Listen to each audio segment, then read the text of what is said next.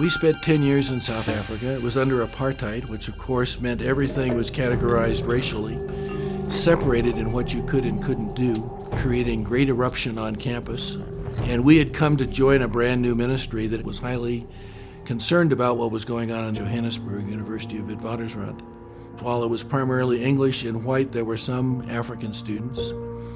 And we were a ministry that was committed to being multiracial. So almost every decision we made had political overtones.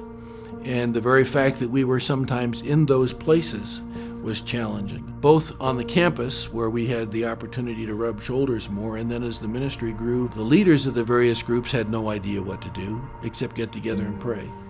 And God began to put together ways in which we could both locate the Christians who wanted to do something and pray together and begin to reach out to the other students and begin to produce a oneness across the bodies, so that there was a reconciliation that took place between what might have seemed different strains of Christianity because we prayed together.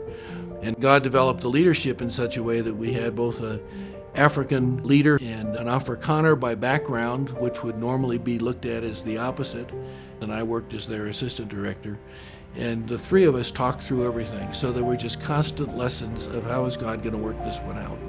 I remember one of the African men who came from Soweto shared his testimony, and another one who'd come from one of the homelands and was a chief in the homeland and shared his testimony. And they sat down at a table with some from other racial backgrounds, and one of them said to them, thank you for sharing your testimony. I never even knew that an African had a soul.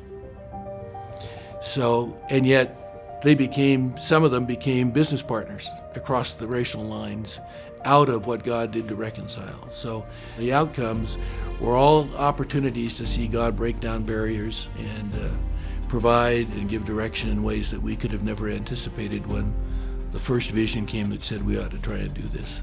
So I think real reconciliation took place in the body, and then many people experienced that reconciliation could take place with God.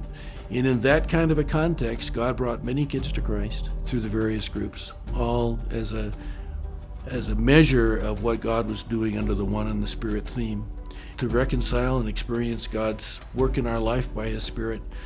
And reconciliation is a word that's really an overall descriptive work of all of salvation, because God takes away all the barriers that He has between us and Himself.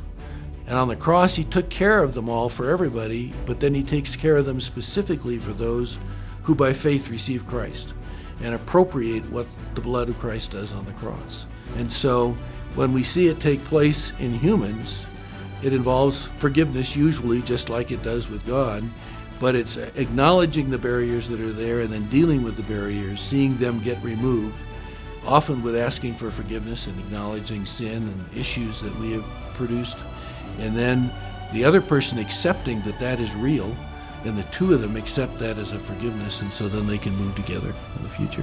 Whether that's a choice in ministry or whether that's a choice in neighbors that we get to know or people that we extend ourselves to. And I find we have to put ourselves in some kind of a circumstance where we reach out to people and finding ways to acknowledge those walls and forgive one another for the walls and remove them. I think it's very much a part of that process. And it's not a one-step process. It's an ongoing direction.